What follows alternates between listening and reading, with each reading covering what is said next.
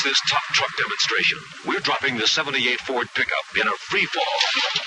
To prove a point, Ford pickups are built tough. Let's see that again. Some terrific pounding, huh?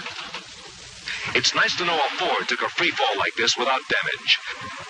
And good to know you've got strong twin I-beam suspension up front when you hit bumps like these. Ford, built down to earth, tough. 93 out of 100 of all Ford trucks registered over the last 12 years are still on the job. Announcing the new Pinto 3-door runabout. Pure Pinto, front to back. With an extra surprise, bringing up the rear.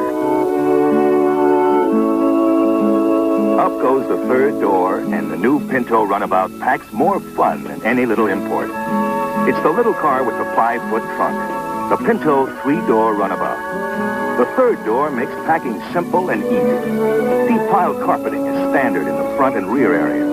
And with the rear seat up, there's room for 4. New Pinto 3-door runabout. Easy to pack, easy to pay for. And Pinto is built to go and go and go.